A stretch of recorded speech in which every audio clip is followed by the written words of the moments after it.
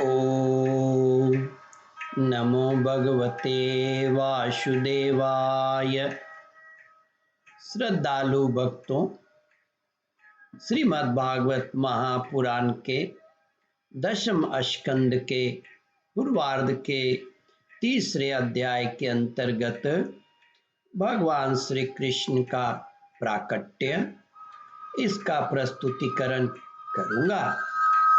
इसके पूर्व जहाँ तक आप कथा श्रवण कर चुके हैं उसके आगे का प्रस्तुतिकरण करता हूँ।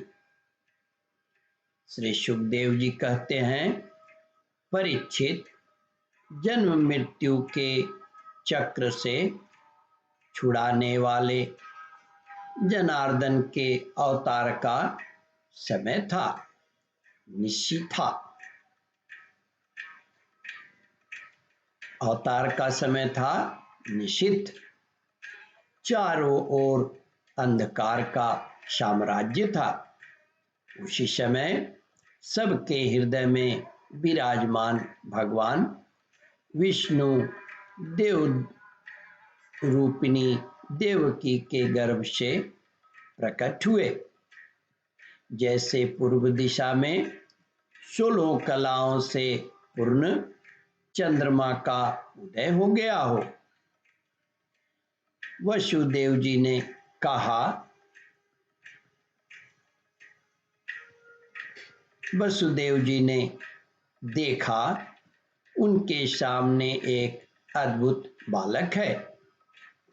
उसके नेत्र कमल के समान कोमल और विशाल हैं। 4 सुंदर हाथों में शंख, गदा, चक्र और कमल लिए हुए है। वक्ष स्थल पर श्रीवत्स का चिन्ह अत्यंत सुंदर सुवर्णमय रेखा है।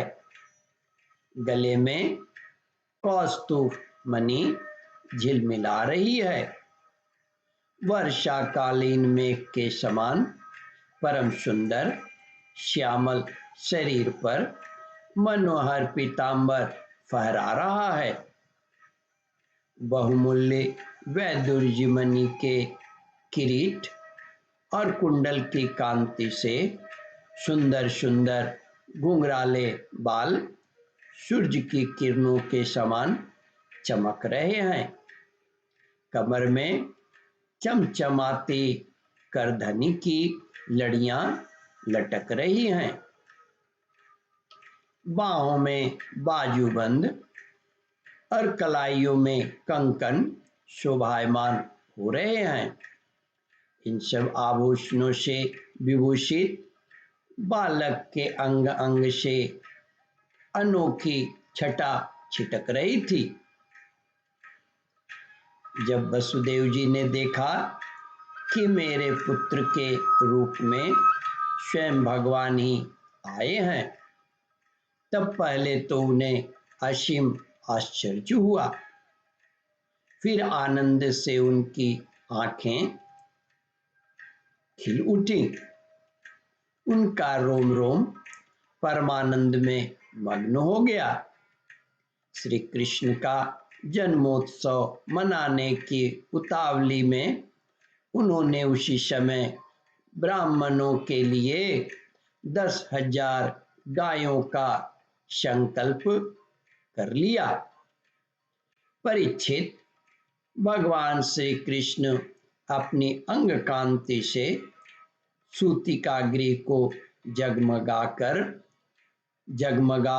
जगमग सूतिका गृह को जगमग कर रहे थे। जब वसुदेव जी को यह निश्चय हो गया कि ये तो परम पुरुष परमात्मा ही हैं, तब भगवान का प्रभाव जान लेने से उनका सारा भय जाता रहा। अपनी बुद्धि स्थिर करके उन्होंने भगवान के चरणों में अपने सिर झुका दिया और फिर हाथ जोड़कर वे स्तुति करने लगे। वसुदेव जी स्तुति करते हुए कहा, मैं समझ गया कि आप प्रकृति से अतीत साक्षात पुरुषोत्तम हैं। आपका स्वरूप है केवल अनुभव और केवल आनंद। आप समस्त बुद्धियों के एकमात्र साक्षी हैं। आप ही सर्ग के आदि में अपनी प्रकृति से इस त्रिगुणमय जगत की सृष्टि करते हैं, फिर उसमें प्रविष्ट न होने पर भी आप प्रविष्ट के समान जान पड़ते हैं। जैसे जब तक महतत्व आदि कारण तत्व पृथक पृथक रहते हैं, तब तक उनकी शक्ति भी पृथक पृथक होती है। जब वे इंद्रियादि 16 विकारों के साथ मिलती हैं, तभी इस ब्रह्मांड की रचना करते हैं और इसे उत्पन्न करके इसी में अनुप्रविष्ट से जान पड़ते हैं। परंतु सच्ची बात तो यह है कि किसी भी पदार्थ में प्रवेश नहीं करते। ऐसा होने का कारण यह है कि उनसे बनी हुई जो भी वस्तु है उसमें वे पहले से ही विद्यमान रहते हैं।